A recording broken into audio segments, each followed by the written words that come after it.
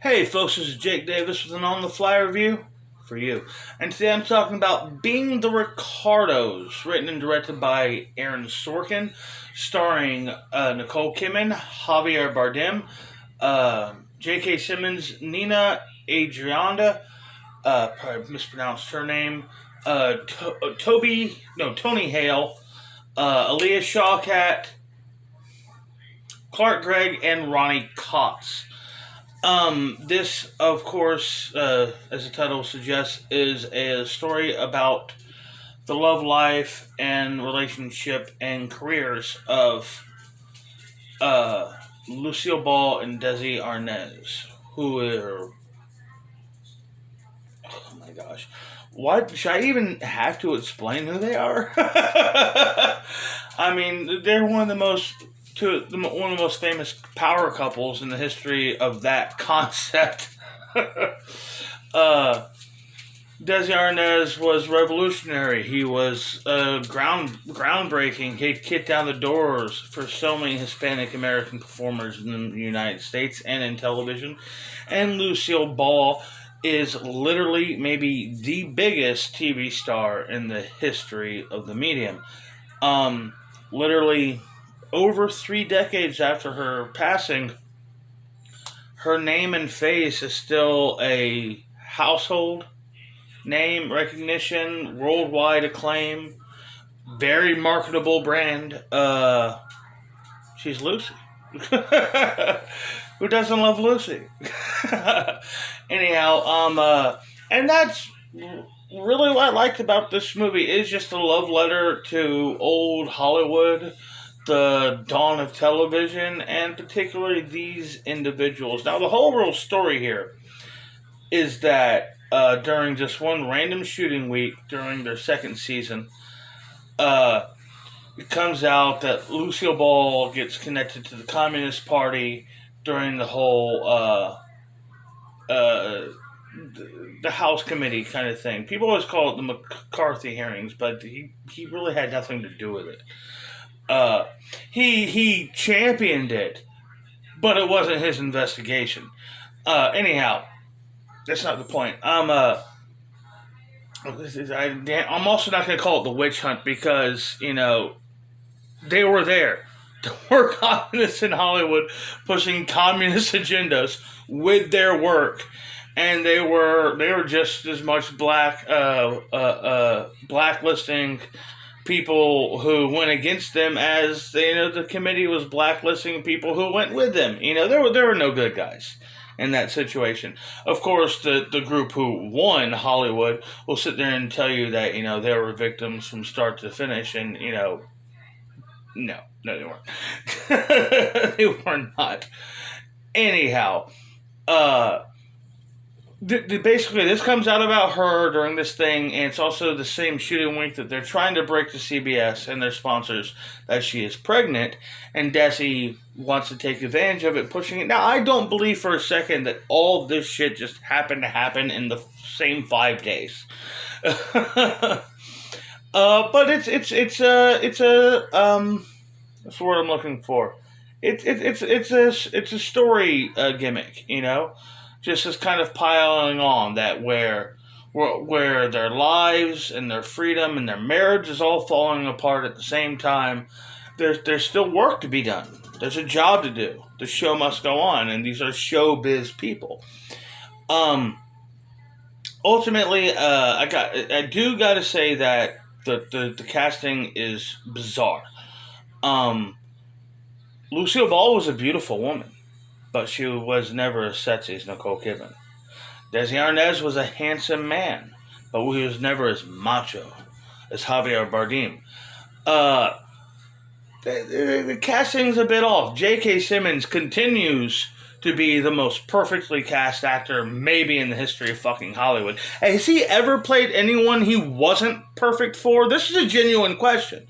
Maybe he just is that great of an actor. Just every role was, no one else could do it. They needed J.K. Just do it. Give J.K. the role. How many other guys have played Gordon? He had like fucking 4 minutes worth of playing Gordon in Justice League, and he's still the best Gordon. Not counting Ben McKenzie. Ben McKenzie was a great Gordon, but he got to be the star of his own show. Anyhow, I understand the criticism of you'll never really fully capture the embodiment in these individuals. It's the difference. Jessica Chastain as Tammy Faye Baker is playing a famous person. Uh, Jennifer Hudson as Aretha Franklin, and in this case, uh, Nicole Kidman as Lucille Ball are playing icons. People who are truly irreplaceable. No matter what you do, you're not going to really be them. Joaquin Phoenix had, I mean, a monumental. There's no way he was ever going to match the presence and the mystique and the manliness of Johnny Cash. He was never, ever, ever going to do it. But he did his best. He really went for it. He did. And, that's how I felt about this movie. They're great and even iconic actors in their own right. But they both just swung for the fences. And I gotta say, where I usually cannot stand Nicole Kidman's American accents, especially her American accent in Batman Forever. But I like how she's just basically doing a basic Hollywood accent. But when she's playing Lucy in character, my God, it's uncanny. I had to look up to make sure they just didn't overdub her, and apparently they didn't. And J.K. Simmons, for that matter, too, just is wow. Yeah, I recommend this movie. This movie was released limited in select cities for 2 weeks to qualify for Oscars, because that's what you should fucking do. You should play the rules. Play the rules, or play by the rules, or don't play the game. That's why I say, if your movie is too big and too much of a threat and too artsy to actually be available commercially for the film-going public, then you're not worthy of an Oscar. Not worthy of an Oscar nomination. Transformers deserves it better than you because they took their risk at the box office. This has been my hill to die on pretty much since I started my fucking channel. But I'll stand by it, goddammit. It is my hill, and I'll fucking be the only goddamn bones up here. Anyhow, I gotta praise this movie. I thought this was terrific. If it's not playing in your town, and you don't get to see it at the theaters, see it on Amazon Prime when it drops on Christmas Day. I'm probably gonna watch it again around that time. I really was delighted and entertained by this movie. I've always enjoyed Aaron Sorkin's scripts anyway, to be honest with you. I think he's a terrific writer, a great use of dialogue, a very direct, non-bullshit way to approach a story. This is your main character. This is what they want. This is why they want it. Boom. That's your story. Anyhow, I'm going to give this 4.5 stars. I thought it was a very, very good movie. Enjoyed it very much. 2.5 weeks left of the year. As always, at the beginning of the year, I'm going to do my series of videos covering my favorite films. I want to get as many movies as I possibly can in until the calendar rolls over. But to be totally honest, there's only kind of 4 movies left this year that I kind of feel like I have to see.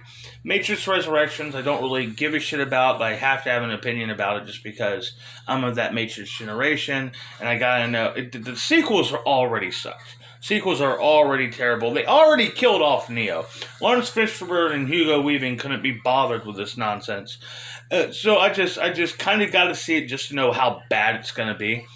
The Kingsman movie, it's an overrated. The original film was overrated. The sequel was super shitty. This prequel, I'm going to check it out just for intrigue. I do love Ray Fiennes. I ain't going to lie about it. What was it? Nightmare Alley? I'm really looking forward to Guillermo del Toro's Nightmare Alley, even though I think his last few movies have been rather generic and forgettable, especially The Shape of Water, which he won all those awards for, but I think, frankly, kind of sucked. And then there's, of course, this weekend's Spider-Man No Way Home, which I'm going to see the first chance I got. And, look, man, expectations aren't high. Is the movie riding or dying whether or not Tobey Maguire comes back? I don't know. No, I don't really feel that way. I just kind of want it to be a good movie. I think there's a big clutter red flag going on here. Got a big vibe this movie is ultimately gonna not be good. Whether or not it makes money or not, we'll see. But I got a feeling this movie isn't going to be very good. But I absolutely have to see it. As far as Garfield goes, I am more interested and excited about a Nicholas Hammond cameo, other than fucking Andrew Garfield getting under the webs again. Fuck that guy. I'm Jake Davis, and I'll catch you on the fly.